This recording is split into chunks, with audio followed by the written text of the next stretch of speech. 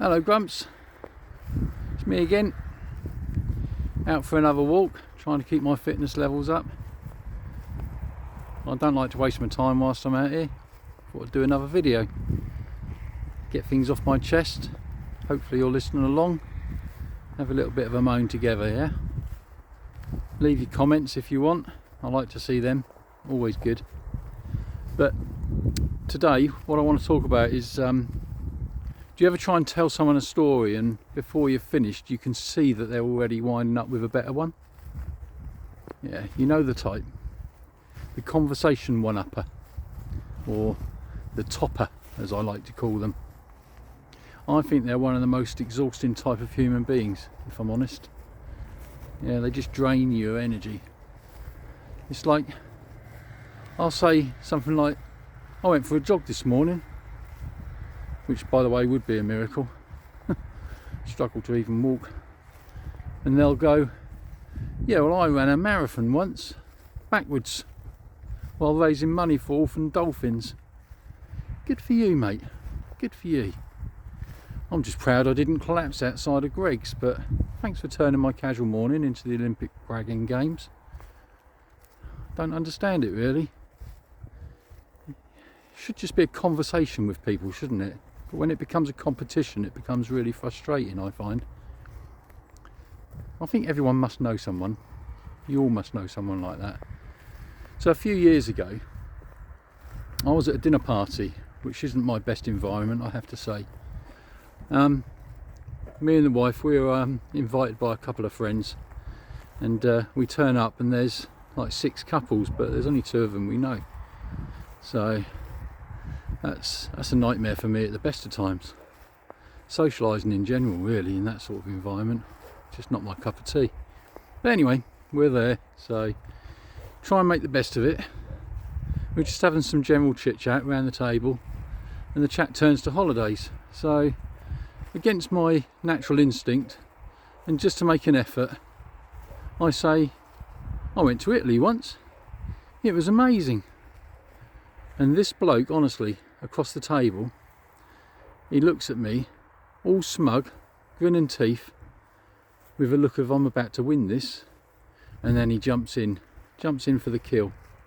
He says, oh, Italy's nice.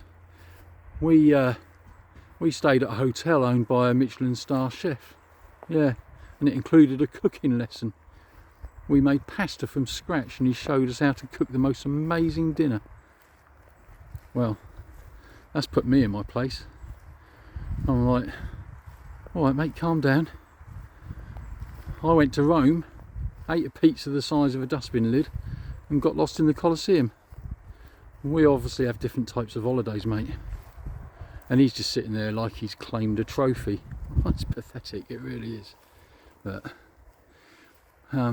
what he didn't get to do was boast about the time he proposed to his fiancée like I did when we were in Rome. So, top that topper.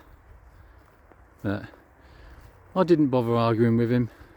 It's not worth competing. He'd have probably said he got married or something, married to the chef probably. But there we go.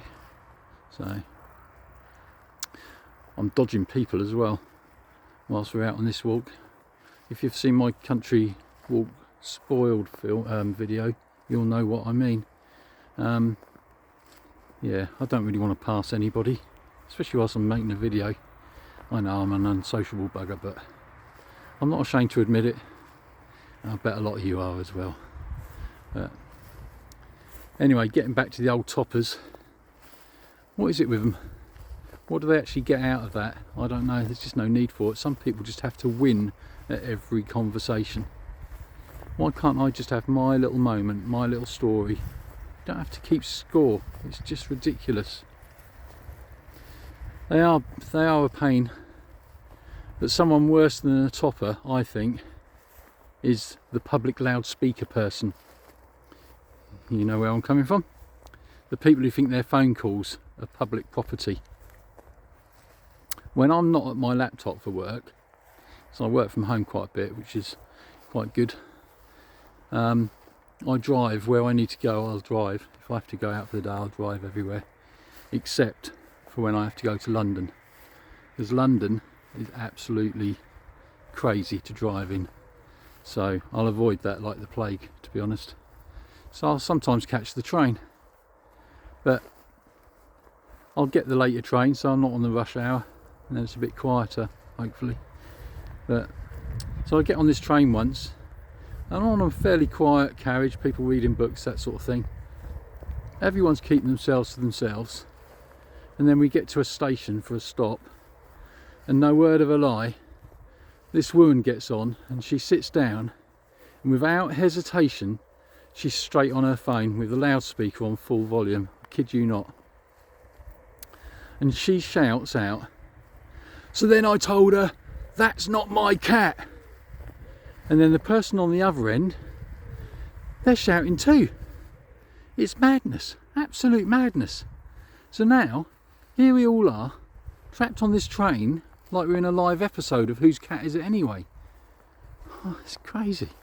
After about 5 minutes of shouting, people start to take sides. It's mad, they start getting invested in it. This chap turns round to me and goes, "I bet she catnapped it." Catnapped it? Alright mate, that's a sinister theory. We're on a train to London, not the Orient Express. But I don't know, they're crazy, aren't they? But even in that moment, someone tried to do a one-up on her. From the back, someone shouts, "That's nothing, my neighbour's dog married a cat in Vegas and I was the best man." Thank you, sir. That's an image I'll never forget. I think that comment actually was so ridiculous that I'm hoping he was being sarcastic as well. Probably just found it as annoying as I did. Nice to know there's two of us on the train like that. But you never know, he might have been telling the truth. But airports are just as bad, aren't they? Honestly, you hear all sorts there when you're waiting for your flight, aren't you? You sit there, groups of people. There's always that one with a loud phone, because they know they've got to put their phone away once they're on the plane, so they're getting all out of their system, aren't they? And we all have to put up with it as well. But sit there one day and there's this bloke and he's like, "Yeah bro, close the deal, thousands bro, thousands." No you didn't, Jeff. You probably sold a hot tub on credit. This isn't Wall Street. You probably work in the garden section at the local discount store. Honest to God, these people really believe the world revolves around them. It's like we've all been counting down the hours to hear how great they are, or how much better than I am at everyday life. Like I need reminding. But they sit there with this weird confidence like their life is a best-selling novel, and we're all just there to hear the audio version. But I swear to God, one day I'm going to take the seat next to one of these people and I'm going to play them at their own game. I'll sit right next to them and I'll have my own pretend phone call. I'll say, "Yeah, I'm sitting here minding my own business, but all I can hear is this annoying sound of bullshit." I will. I'll do that one day when I pluck up the courage. I don't know. They're so annoying. Anyway, I've got it off my chest now, so that's all good. I think that's enough for today.